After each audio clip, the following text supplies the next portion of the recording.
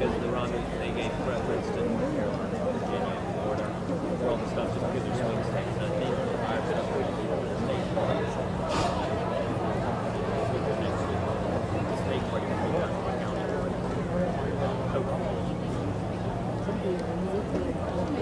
No, but I'm involved in trying to get some stuff too. That's what they told me. Yeah, the stickers are just about the only thing they have. Yeah, they finally got back to me with an email that I sent a while ago. Miles an hour on the highway.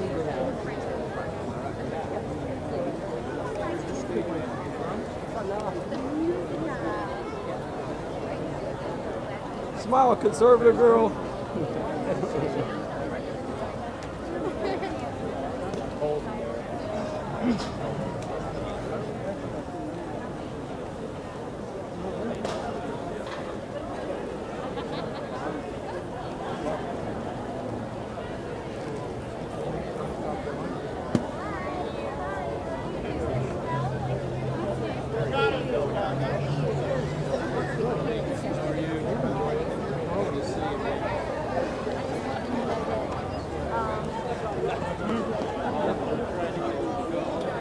That's what we were talking about. We walked up and I said, there's an angel here. This is a good thing. Thank God they were out. That's right. That's right. You want it? Say what? Pineapple. I just went to Sure. Real nice. It's a great little deal. What's on the back? Kudos, you find her? Yeah, real nice. Awesome. Oh, it's incredible. Gotta get the angel. Yeah, hi.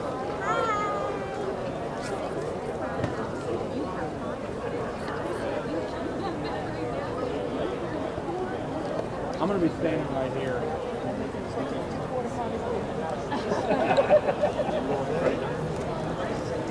Good evening, everybody. Thank you all for coming out.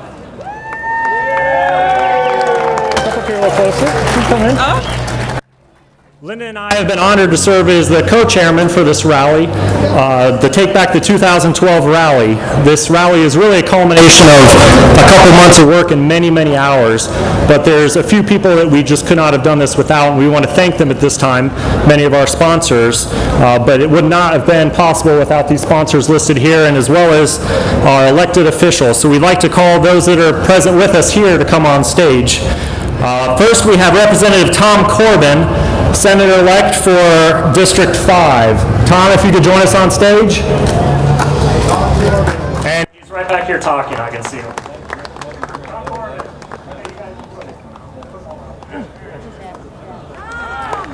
Jane Kaiser is a candidate for Senate seat District 7.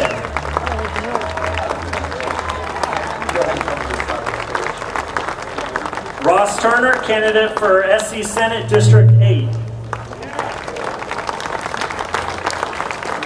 Senator Danny Verdon, District 9, unable to be with us tonight. Senator Lee Bright, SC Senate District 12. And we're grateful for Senator Tom Davis from the Low Country Sponsorship, District 46, also unable to be with us tonight. We have Ed Rumsey, candidate for South Carolina House, District 2. Representative Tommy Stringer, South Carolina House, District 18. Representative Dwight Loftus, South Carolina House, District 19. Representative Dan Hamilton, South Carolina House, District 20. Representative Phyllis Henderson, South Carolina House, District 21. Representative Wendy Nanny, South Carolina House, District 22. Representative Gary Smith, South Carolina House, District 27. Gay Holt, candidate for South Carolina House, District 34. Representative Bill Chumley, South Carolina House, District 35. And we have two Greenville councilmen who are not here tonight, but they're also sponsors. We'd like to thank them. Councilman Sid Cates, Greenville County Council, District 18, and Councilman Willis Meadows, Greenville County Council, District 19. Thank you. We'll be having the Pledge of Allegiance from Miss Jane Kaiser, a candidate for South Carolina Senate, followed by the National Anthem by the Little Patriots Academy of Arts, and the opening prayer by Glenn Robinson. Thank you very much. If y'all would stand if you're not already.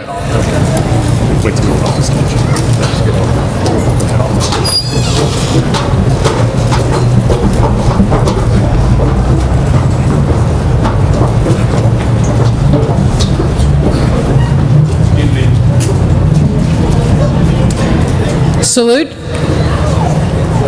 I pledge allegiance to the flag of the United States of America and to the republic for which it stands, one nation, under God, indivisible, with liberty and justice for all.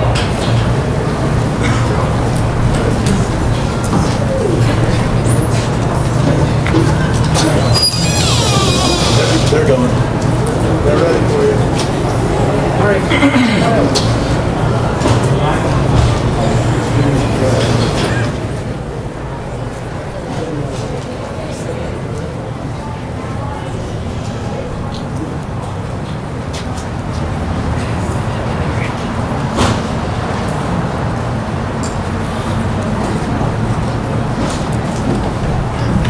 We have a momentary delay while all 30 of the Academy of Arts Little Patriots will take the stage.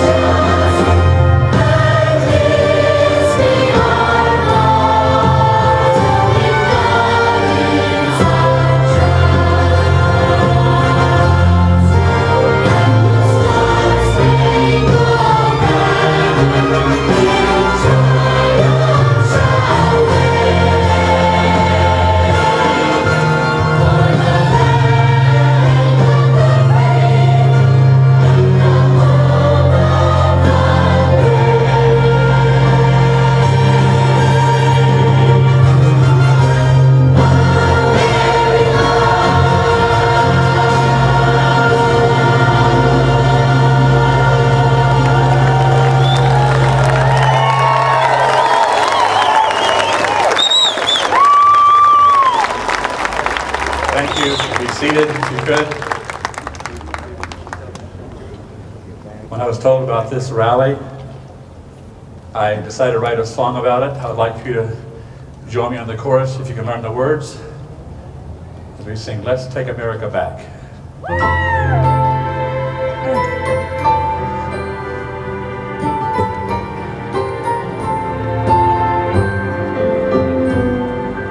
What has happened to America? Where is the greatness that she knew? How could it be that a land so free could be shackled by a selfish few? The Lady Justice is weeping. The torch of freedom grows dim.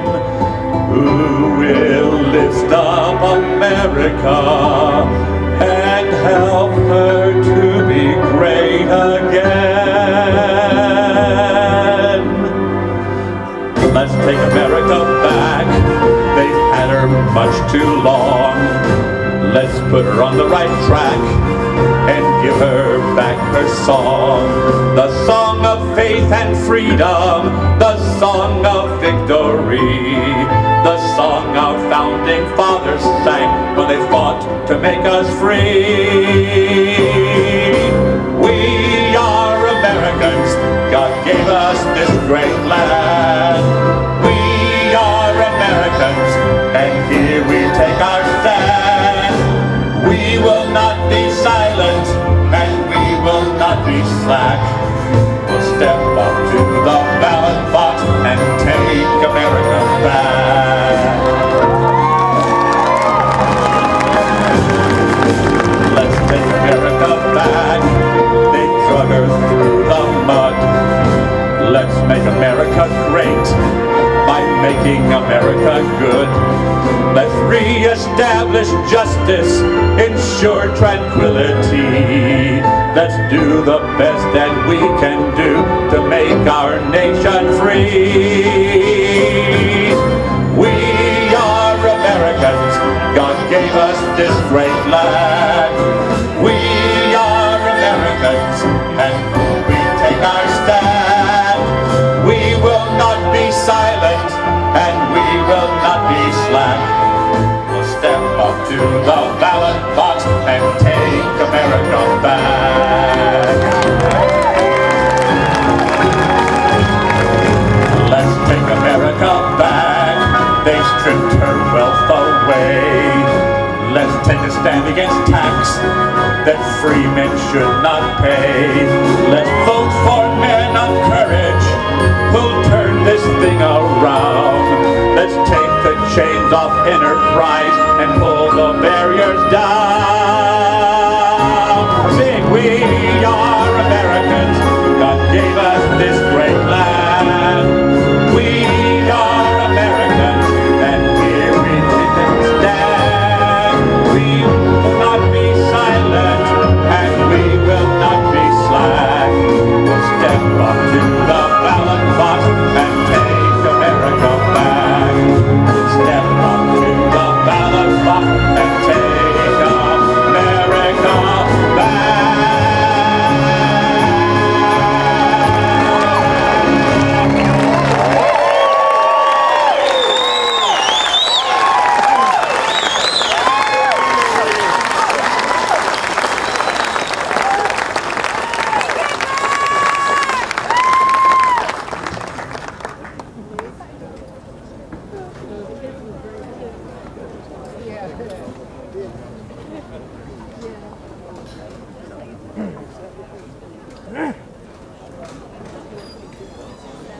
Let us bow for prayer. Our Father and our God, Lord, we thank you today. We thank you for this awesome occasion where you've given us the wonderful, Lord God, mindset and ability, God, to take back what belongs to the people. We thank you for all of these candidates, oh God, that have, Lord God, allowed themselves to heed the call, to stand up and say enough. We thank you for the people who have gathered together today to come together with one voice, with one program, with unity, to say that we want our freedom back. We want our country back. I stand not just as a pastor, but as an American, as somebody who is tired of the things that are going on in our nation, and standing up with a voice, God, that says to you, I want back what you gave us from the beginning. We ask you that you, God, just bless as each comes to give whatever it is that you've given to their heart to release to us on today. And as we come back together, Lord God, as a unity, as a unified nation, we pray for the spirit of our people, for the shell-shocked of our citizens, God, who have felt like they've been just hit with enough already, to the gun-shy of our youth, who feel like, well, it's just no use in even doing anything anyhow. Bless their spirit, God. Help them to join in this fight so that we can stand up as one people. There's a lot of confusion in this world today, and I'm going to call on that spirit that was at Babel. You said in your word that when the people have one mind, when they all speak the same language, that there is nothing that is impossible unto them. So I ask you in Jesus' name, God, tonight, that you would just help us to get into that one name, that one frame of mind, that one language, that one word that says we're going to stop what's going on now in our White House, and we're going to take back what God has rightfully given us. We thank you tonight. In Jesus' name, bless this assembly. We thank you. And God's people said, amen.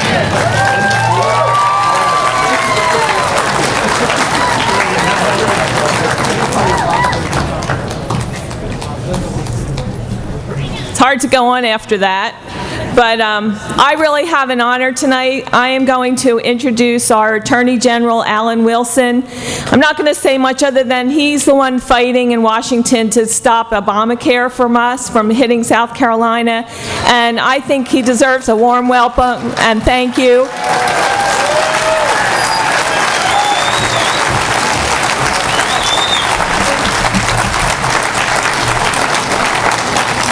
I'm sitting back here listening to the Reverend, and I'm thinking, oh, Lord, they always stick me behind someone like that. I'm the guy that's got to follow what a great prayer and what a great Reverend.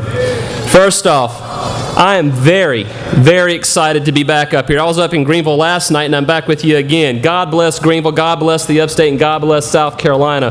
We got a lot of work ahead of us to do. You know, I was asked by a reporter earlier today, why are you going up to Greenville? And I said, it's easy. I love my country and I'm ticked off. And I think there will be a couple of people up there that probably share my sentiment.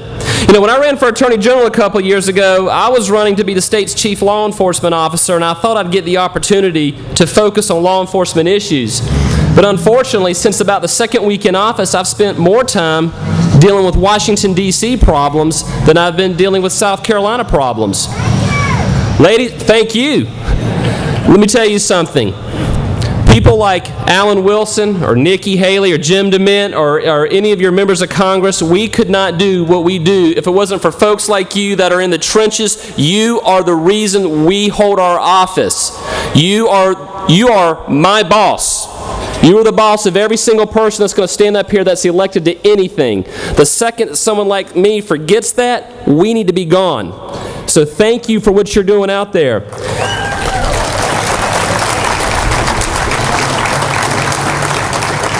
Ladies and gentlemen, I can tell you right now that as I deal with this administration, I'm seeing our country on a dangerous trajectory, and it scares me. It scares me because I have 2 young children. It scares me because I see us going in a place where our founders never envisioned us going. I see a president that has declared war on our Constitution. Total disregard for the founding documents that make this country the greatest country on the planet.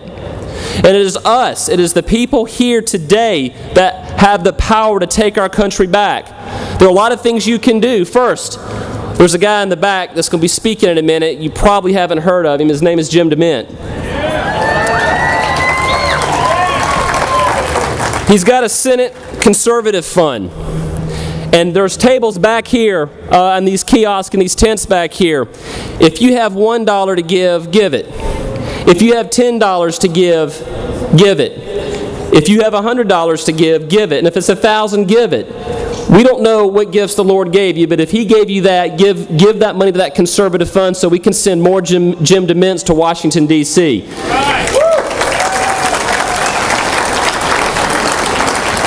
If you're like me and you're poor and work for the government and you don't have a lot of money to give, you have time. And sometimes time is as good, if not better, than money. Palmetto Patriots has a sign-up kiosk out here, and they're probably walking through the crowd, and they asked me to plug them.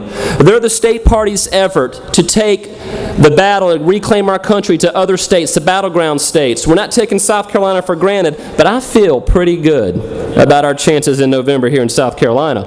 But we have brothers and sisters in other states that need help. And if you want to go, make phone calls, go door to door, do mailers, to go do something, sign up with Palmetto Patriots. And they're over here off to the side, and they'll be signing folks up. These are things that you can do. Now, I want to talk about a couple things I've been working on. I got the opportunity to serve on the executive committee of a 6-state leadership group to lead the fight on Obamacare. Now, everyone thinks that was a failure.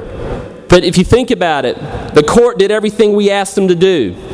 They gave states the ability to opt out of Medicaid. They agreed with the states. They agreed with us on the necessary and proper clause. For the first time in 80 years, they agreed that Congress cannot use the commerce power to compel you to buy something you don't want to buy.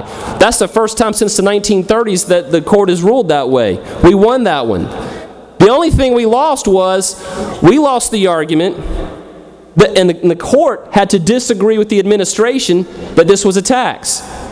Or was not a tax. They had to disagree with Barack Obama, and the reason they disagreed is they made the president and his administration own the fact that they broke their campaign promise 4 years ago. That is very sad. It's a sad commentary on our country. There's another thing you probably heard about, voter ID. I spent a week in Washington, D.C. having members of the Justice Department say horrible things about our state and about the people in our state. We live in a state that's elected the first female Indian governor. We live in a state where a third of our congressional delegation is African American.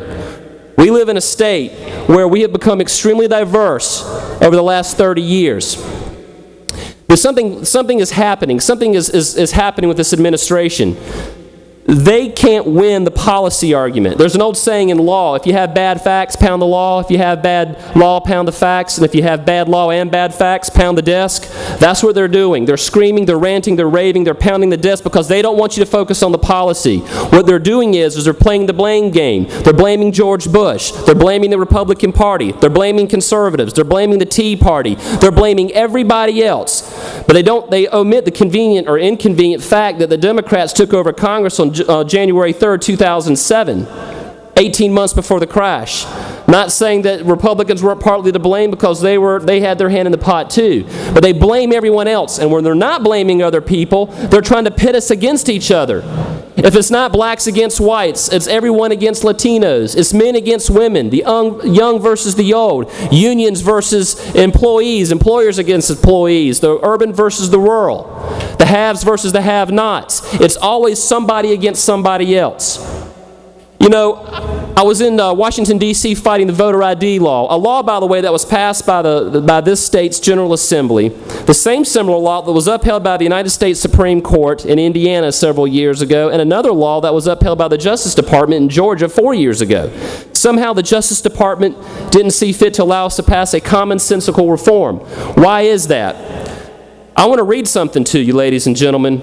This goes against being divisive because they don't have facts. They're pounding the desk. They don't even have the law. They're pounding the desk.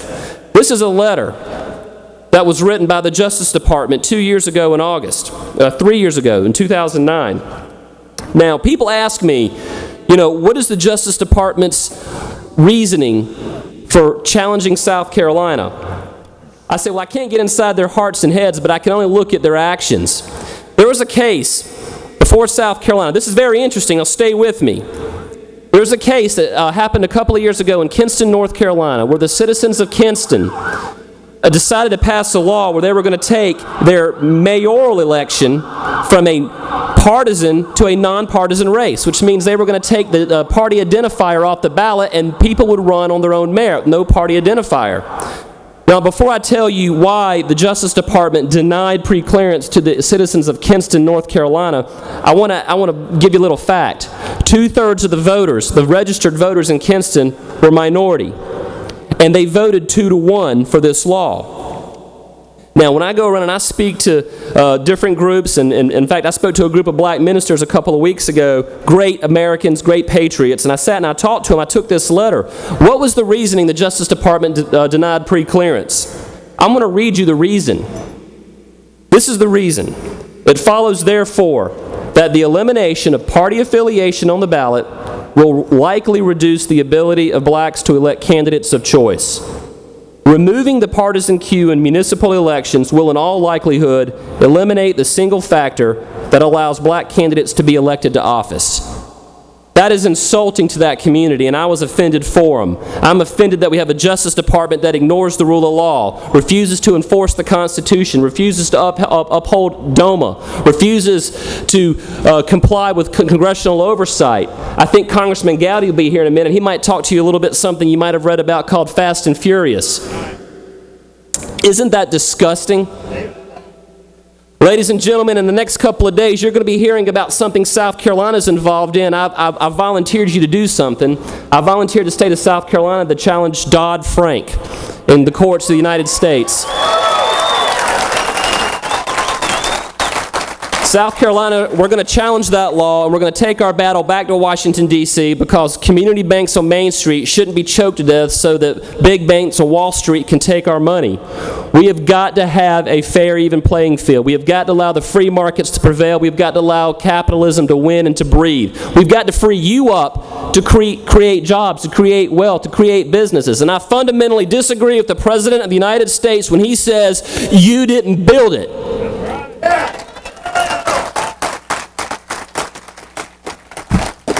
I could talk for hours about all the wonderful things that I'm getting to represent you on, but I'm not going to do that because there's somebody that's going to follow me here in a few seconds. I was asked earlier if I could introduce him, and that's an honor, but I said I don't think he needs an introduction. You know, you probably haven't heard of him. He's very shy, so I don't want you to scare him, but he's a United States Senator. He doesn't live far from here. And he's the kind of senator that we need in Washington, D.C. I wish we could send about 20 more Jim DeMints to Washington, D.C. Ladies and gentlemen, come on up here, Senator.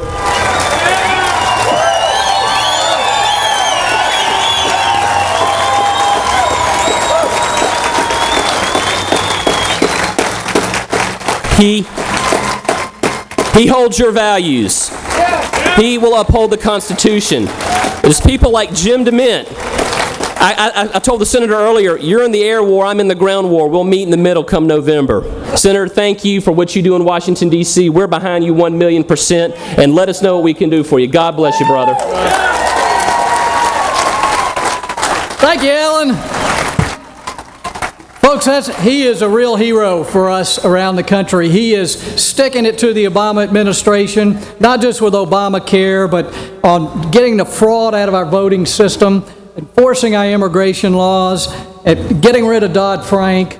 That's where the real action is going to be in the future, is when states stand up and push back against the federal government, and we're going to get more and more of the rights that we're fighting for today. It's great to be back here with all of you. You know, I've heard that there were a few people here today that are angry with the government. You know, I heard a rumor that you were tired of all the spending, the borrowing, the debt, the printing of money, the $16 trillion in debt. I heard a few of you are here. I even heard a rumor that there were a few people here who are sick and tired of the Obama administration taking over health care, taking over banking, our mortgage system, student loans, General Motors, and many other areas of our economy. I know there are a few people here that feel that way.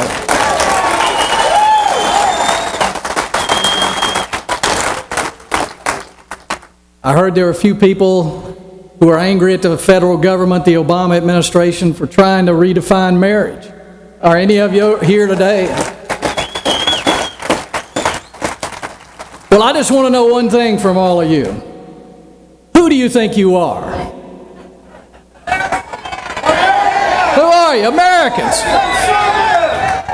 God, it sounds like you think you own the place, that this is your country.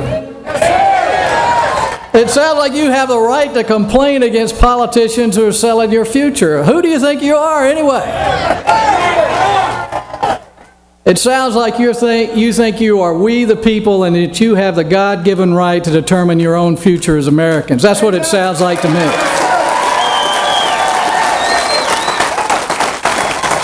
Well, you've come to the right place today, because what you're doing here is happening all over the country. As you know, I've done a good bit of traveling trying to help elect a new Senate and help put together a new Republican Party that keeps its promises, does what it says once it gets into office. But what you're doing here today creates an energy and an enthusiasm. It encourages, particularly those folks who will be speaking behind me, our House members, who are always told when they're inside of Washington they need to do this and that to support leadership. But folks, they need to remember they work for you, and they do. I can tell you, our congressional delegation knows who they work for. This country does not belong to the government. It does not belong to politicians. It belongs to you, and you have every right to take it back, and I appreciate you helping us do that. I know you're frustrated like I've been, but for way too long, the Washington establishment, the political bosses, picked our candidates and told us who was going to represent us in our primaries, and then once they got to Washington, they just fell in the fold, split up the money, and all took home the bacon, and they've sold our country down the drain. For years, all of us felt helpless that we really couldn't change things. Maybe here in South Carolina, where we're a little smarter than the other states, but all over the country, they seem to keep sending people who just spent money and borrowed money in order to get themselves reelected. But something started to change a few years ago. People decided enough was enough, that they weren't going to take it anymore. A lot of you took to the streets. We all came here once for a big Tea Party rally. And we stopped what had been happening as far as the parties and the establishment running everything in Washington. I was a part of that because I was sick and tired of my own party not keeping their promises in Washington. I went into the Senate with the majority in the Senate, the majority in the House, and George Bush in the White House. And all we did is keep spending money, and we didn't do the things we promised. And we owe Americans more than that. So I decided to do what you're doing. Rock the boat a little bit. Change things. And you know what? My party wanted Arlen Specter to stay in the Senate, but there was a young man named Pat Toomey who I knew would stand for our principles, and I stood with him. And the people of Pennsylvania, the people here in South Carolina and all over the country got behind him through this Senate Conservatives Fund. Folks, this was just a website that I put up and said I'm only going to support true conservative candidates. And I put Pat Toomey on that website, and the dollars started coming in. The average contribution was $45. But before the end of this, we had raised him nearly $1 million. Down in Florida, our party decided they wanted Governor Charlie Crist as the next senator. We found out how loyal he is to our principles. He's speaking at the Democratic Convention, for heaven's sakes. But there was a little-known young man that you may have seen lately named Marco Rubio. Marco understands the promise of America, and he can speak passionately about freedom and what it's meant to his family. But he had no chance of winning. The party wouldn't support him. But the people of Florida did. The people of South Carolina did, and before it was all over, they had raised him more than $1 million, and he won that race overwhelmingly and chased Charlie Crist out of the party.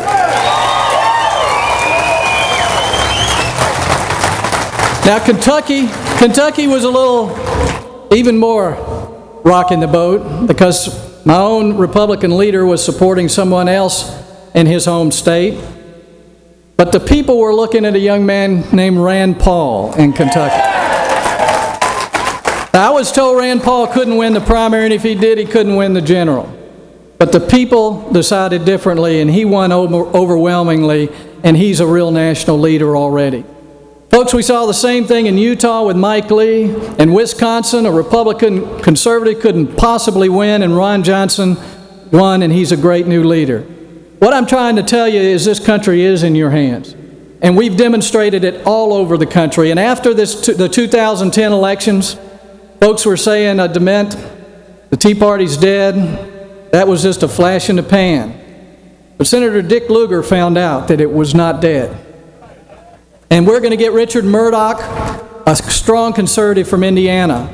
And in Texas, the establishment picked the lieutenant governor who could self-fund and put millions of his own money in, and no one else really had a chance. Young man, constitutional conservative, Ted Cruz, had 2% in the polls. He had 2% in the polls, but he won the people's hearts. And he won that primary, and he's going to be our next senator. The same's happening in Arizona with Jeff Flake. But folks, we've raised over $10 million already to the Senate Conservatives Fund, this time for those candidates. We invested more than $2 million in Texas to help Ted Cruz overcome incredible odds. But these aren't big donors. The average contribution is still $50 or less. People will send me $10 with a little email, and I'll send a little more after my next paycheck. If you're looking for ways that you can help around the country, you can go to senateconservatives.com, and no gift's too small, none's too large, but there are about 10 candidates on there that could make a difference in the Senate.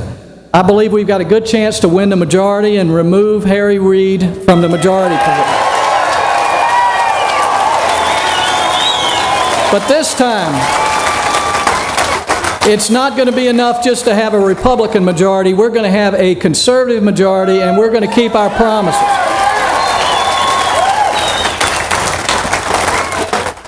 The whole point of this is our country is in your hands. And when you leave here today, I know you're all going to vote. Take someone with you to vote. We know South Carolina is going to go Republican, but we want to do it overwhelmingly. Palmetto Patriots are taking people all over the country.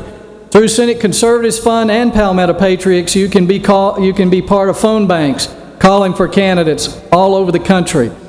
You can help change things. And I know that's why you're all here. And so I wouldn't be where I wouldn't still be in office if the Republican establishment had had its way. But now they recognize that I've got millions of people like you who are standing with me. And as a lot of you have said, you've got my back. And that has given me an influence in Washington that has allowed me to begin to change things. And that's what it's all about. So thank you for what you've done. And the thing I want to thank you the most for is sending the congressional delegation that you're getting ready to hear from. Have any of you seen our own Trey Gowdy in those hearings about Fast and Furious?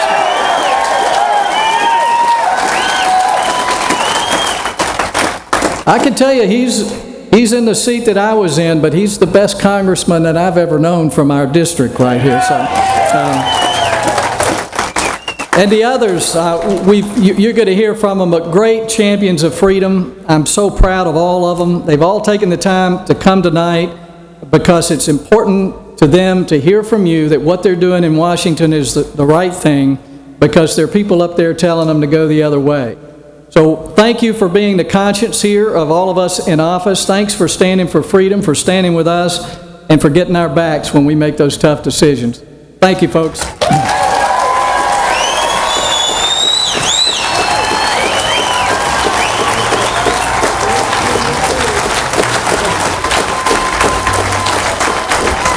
Senator Jim DeMint.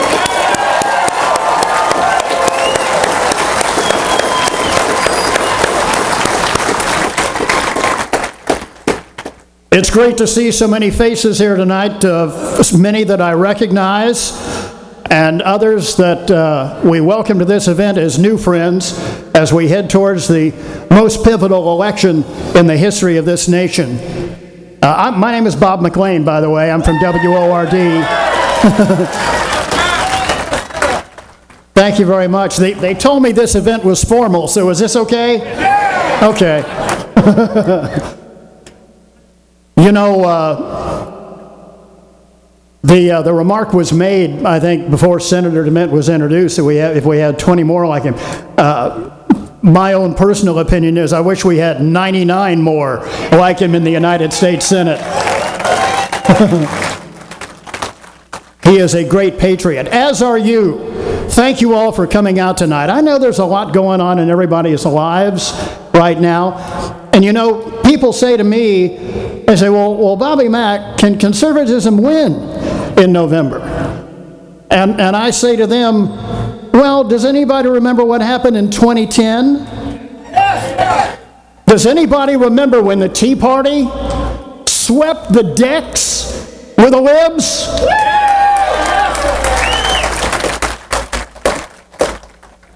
Same thing this time around, only more so. Thanks to you. Senator DeMint mentioned our next speaker, the best occupant of the congressional seat that we've ever had. He would know he occupied it pretty well himself before moving across the hall to the United States Senate. I would say at the very least, the guy we got there now is a substantial improvement over the previous occupant, wouldn't you?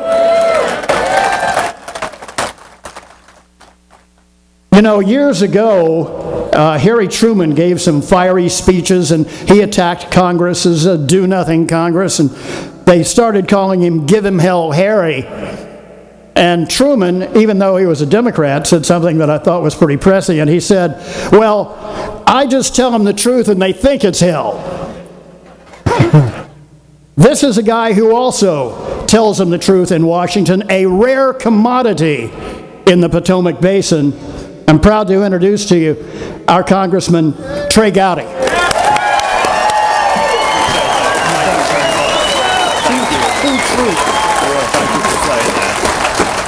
Thank you very much.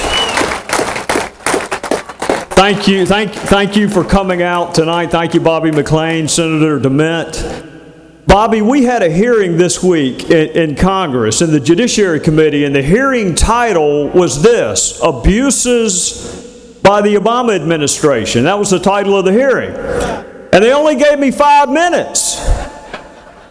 And when I saw the title, I didn't know whether to start with Solyndra and government picking one industry over another and one applicant for a loan proposal over another, or government helping their friends write applications for loan proposals, or government employees using their private email instead of their public email so we wouldn't find out about Solyndra. I didn't know whether to start there or whether to move to laws that have been passed by Congress, but this executive branch headed by Barack Obama just doesn't see fit to enforce. Right. The Defense of Marriage Act was passed by the House, the Senate, and signed by a president, if memory serves, named Bill Clinton, who just spoke up the road in Charlotte at the Democrat National Convention.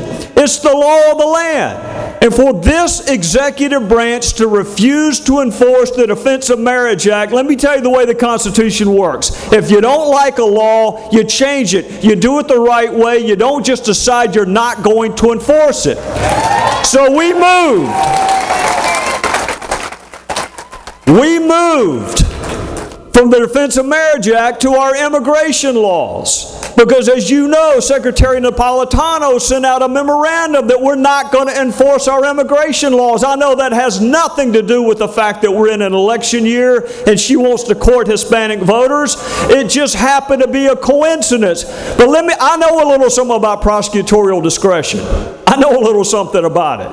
Prosecutorial discretion, as Alan Witzel will tell you, is if you take a case-by-case basis, it is not summarily announcing ahead of time in a memo that we're not going to enforce certain sections of the law. That's not prosecutorial discretion, that's anarchy. So do we go there? Do we go to Solyndra? Do we go to the Defense of Marriage Act? Do we go to the failure to enforce our immigration laws? Or do we talk about executive privilege? and how Senator Obama had a very different view of executive privilege than President Obama. And it got me thinking this hearing this week, what an interesting exercise it would be to see a debate between Senator Obama and President Obama. The problem is MSNBC wouldn't know who the heck to pull for in that debate. Or should we talk about the transformation of our Energy Secretary, Stephen Chu, who at one point advocated for European-level gas prices, $10 a gallon. And then he had an epiphany about the same time as his confirmation hearing, where he didn't believe in European-level gas prices anymore. Or should we talk about recess appointments? Whether it's the NLRB or Richard Cordray and the CFPB, and how the definition of recess means something different when the Republicans in the White House than if the Democrats in the White House. Let me tell you the chronology of the recess appointment. There was a vacancy for 6 months. The president waited until mid-December to send a name to the Senate, and 2 weeks later he makes a recess appointment. Under his definition of recess, it includes lunch breaks and naps in the U.S. Senate. And let me tell you, with the exception of our guy, there are a lot of naps being taken in the U.S. Senate over the last 2 years. Do we talk about that abuse of this executive branch and this administration, or do we go to something called fast and furious? Do we go to this administration's refusal to turn over documents to a constitutionally constructed oversight committee? We had to sue him in court. We had to hold his attorney general in contempt of court, and we still don't have the documents. Or do we, under this heading, this hearing titled and called Abuses of This Administration, do we talk about the fact that the Department of Justice, not the Department of Politics, not the Department of Let Me Get Reelected, the Department of Justice sent a demonstrably false letter to a committee of Congress, and it took them 10 months to correct it. I've decided to skip all of those because I want to go straight to Kathleen Sebelius and her desire to balance your right to the free exercise of religion with her desire to get her boss reelected.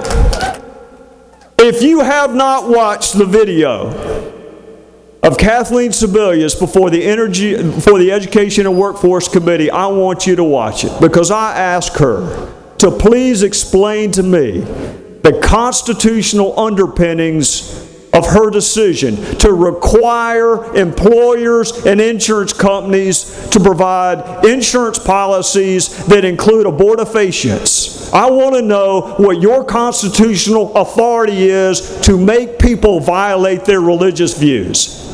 And she could tell me the political ramifications, and she could tell me the electoral college ramifications, but the look on her face when I asked her about the Constitution was stunning.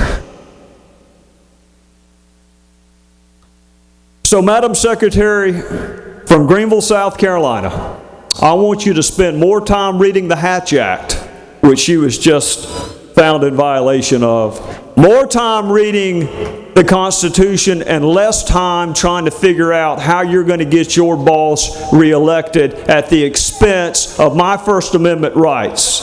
Now, I want to say this in conclusion. And Bobby, I'm going to do if it's okay with you, Mr. McLean, just like they did in Charlotte, I'm going to put this to a vote. Is it okay for me to say God bless you? Is it okay for me to say God bless the United States of America?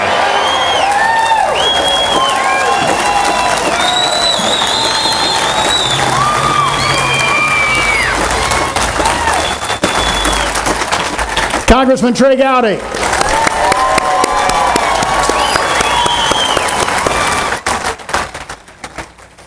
You know, people ask me if the upstate is my home, and I tell them, yeah, some people were fortunate enough to be born here, and I was fortunate enough to move here. And the upstate of South Carolina is my home. It's my adopted home. I'm a native Virginian, but to me, there is no better place in America to live than the upstate of South Carolina.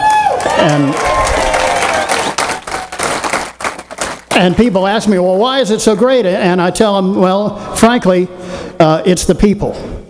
You know, Woody Hayes, some of you may remember, he was involved in a football game with the Clemson Tigers a few years ago.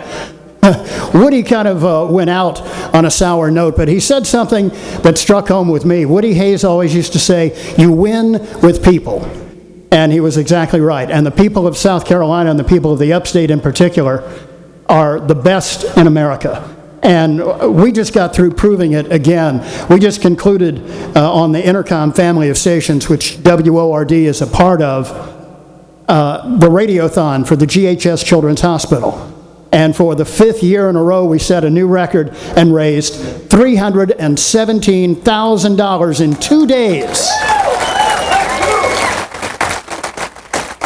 I cannot tell you how it touches my heart to know all the children that will be helped by that money, all the parents that will worry less about the treatment that their youngsters are receiving at that hospital, and the world-class treatment that they will receive there, thanks to the generosity of people like you. So thank you all for that. One of the great moments that I had on my show in the last year was when I had a number of the members of the South Carolina congressional delegation. I guess it was everybody except Joe Wilson, who couldn't make it that day, and one other congressman from downstate that we didn't invite. And they were all on with me together, and I had not had an opportunity really to interact with many of these guys. I knew that they were stalwart conservatives and that they were good guys, but I hadn't had an opportunity to interact with them much. And it was one of the most fun hours that I ever had on the radio, and probably one of the most entertaining, because these guys not only do great work in Washington on our behalf, but they work together as a team. And I think that's what's been responsible for whatever level of success they've been able to have. This next gentleman is a guy that you may not be all that familiar with. Some of you with us tonight from a part of Spartanburg County are going to get to know him a little bit better, because some redistricting is going to put him in your area. He's a great guy, and it's a pleasure to introduce him to you tonight. Congressman Mick Mulvaney. Thanks, Bob. Thanks very much. See if everybody's taller than me in this group. Listen, they've given me 7 minutes to speak. I know the trade talk for 20, but they've given me 7. And we've got 53 days to the election. So by any measure, there's not a lot of time left. I'm going to ask you one question in the time I've got. One question. Are you ready? Are you ready to take the country back? Keep in mind, as easy as that sounds, saying yes is not that easy. It's never been that easy. You need to know that it used to be enough for us to just live our lives in order to take the country back. It used to be enough for us to just do what we do, raise our families, go to work, pay the bills, help the neighbors. And we thought that that might set the example that the rest of the country would follow. But instead, we've seen the country move further and further to the left as we've sat there and lived our lives as good conservatives. And the country's become more based on dependency and lack of personal accountability. And then in 2010, we decided to do a little bit more to take our country back. And we decided to vote. And in this part of the world, we sent Jim DeMint and Trey Gowdy and Alan Wilson and really, really good conservatives to Washington. And it still wasn't enough.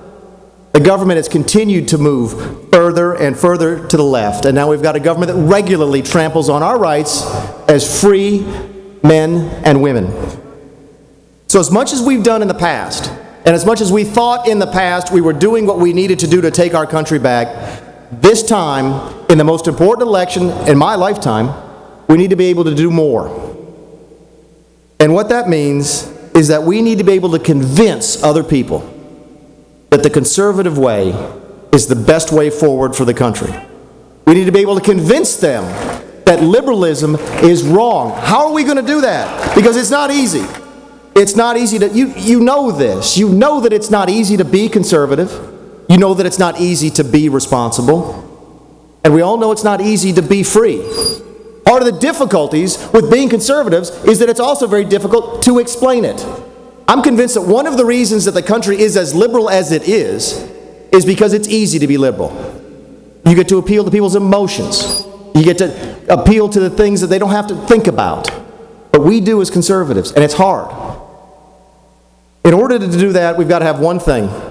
We have to have courage in our convictions.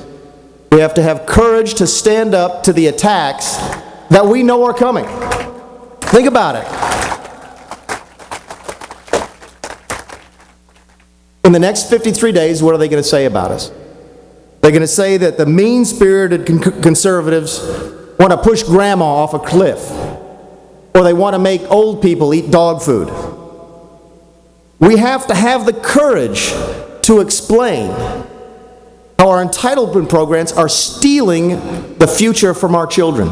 And we have to have the courage to explain that it's necessary to fix it now and not later.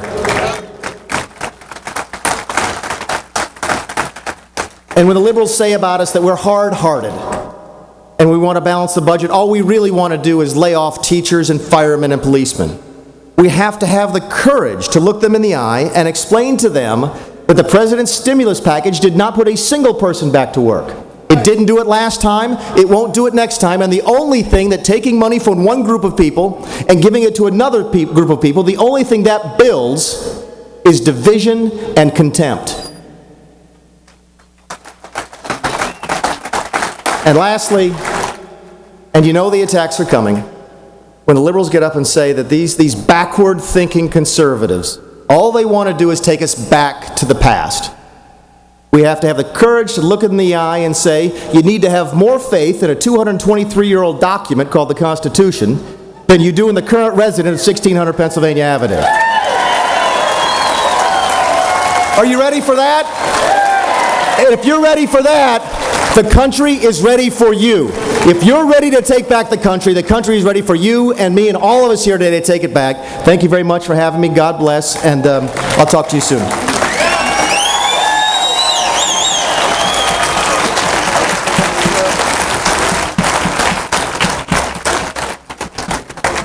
Congressman Mick Mulvaney, another of the patriots in Washington. You know, when I get out here in front of crowds like this, a lot of times I end up receiving credit that's not due because I just happen to be kind of the face for some of these things or the voice for some of these things. And it's really the patriotic Americans behind the scene, the people that you all never get to see, who do all the heavy lifting, who do all the work, who make an event like this possible. And I want to bring one of those individuals up now. She is the co-chair for this event, Linda Weeks.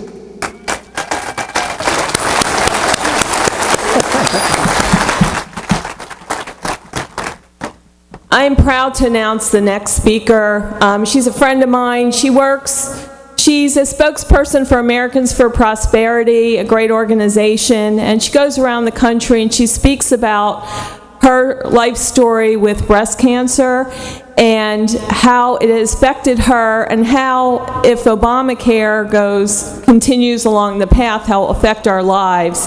And what our current health care system did for her.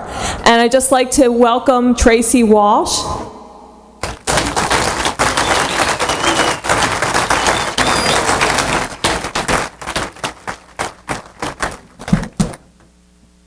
Good evening. I'm from North Augusta, South Carolina, way down there near Augusta, Georgia. Some of y'all have heard a little of a golf tournament they have down there every once in a while.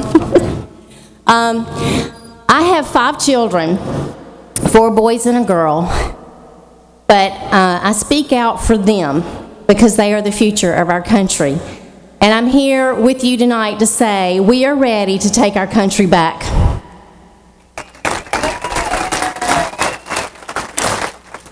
We need to take our liberties and our freedoms back from an overreaching, invasive, and elitist bureaucratic group of people up in Washington, D.C. Specifically, I do speak about Obamacare and how it's going to affect our lives privately between us and our doctors. Y'all know the National Health Institute says that 1 in 8 women in the United States will be diagnosed with breast cancer. I received that diagnosis in 2008. My children were 14 years old all the way down to 6, and all I thought of was, I want to live to raise my children. Thankfully, my breast cancer was caught early on an annual mammogram. It was caught early enough that I had choices in my treatment. In having conversations with my doctors through the treatments and the recovery process, we talked a lot, and they found out a little bit about me, and I'm kind of a political junkie as it is. I like to pay attention to what's going on, and they said, well, you know, Tracy, in that February 2009 stimulus bill, there's a section in there that established and funded, and I have to read this name because they put the craziest names on these programs. It's the Federal Council for Comparative Effectiveness Research. And they told me, based on that language, that breast cancer patients in my position with my diagnosis might not have a choice in their treatments in the future because the government's going to decide what's the cheapest way to treat you, not what's best for you or your family. Because we have the best healthcare system in the world, and we have a fantastic facility down in Augusta, Georgia with the Medical College of Georgia, I had the most advanced treatments available to me. I chose a very aggressive treatment, and in 2 months I was cancer-free.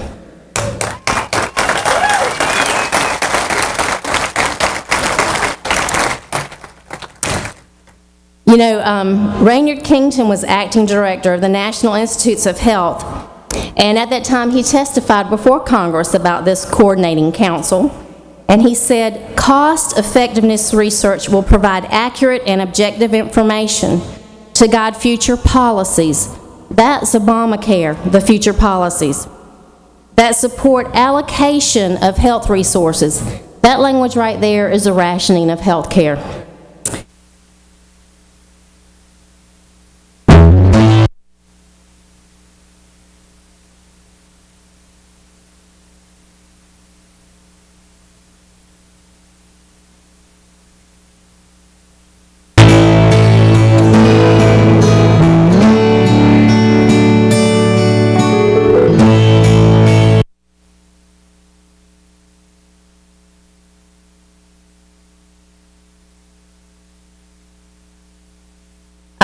And we've learned a lot about that health care bill since it was enacted.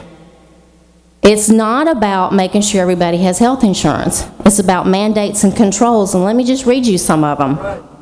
Mandates and penalties on private and employer-provided insurance policies, and our costs have gone up because of those. Mandates and penalties on employers with regarding to provide health insurance. Mandates and penalties on doctors and hospitals. Taxes on medical devices, the Independent Payment Advisory Board, violations of our religious conscience and our freedoms, taxpayer-funded abortions, and there's 10 times, maybe 100 times of pages of regulations coming out of this one bill that was already almost 3,000 pages, and we're going to see probably close to 300,000 pages of regulations coming from that bill. The CBO keeps changing their estimates. One time it was less than $1 trillion, then it was $2 trillion, now it's $3 or $4 trillion. The costs are exponentially increasing each time they look at it. None of these provisions in Obamacare promotes freedom or liberty. So I stand before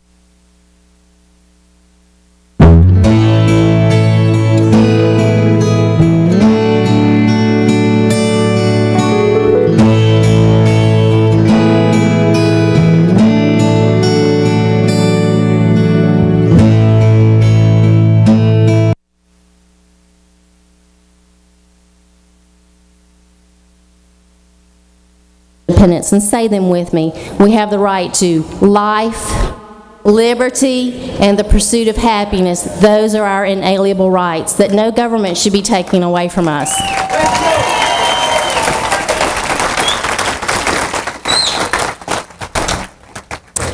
When I received that cancer diagnosis, my husband and I had to have some very difficult conversations. We shed a lot of tears and cried a lot. We looked at all of the treatments available to me. We talked about all the ramifications of all of those treatments. In my mind, of utmost importance was living to raise my children, and I wanted that cancer out of my body as fast as I could get it out for good. And so we pursued the most aggressive treatment that we could.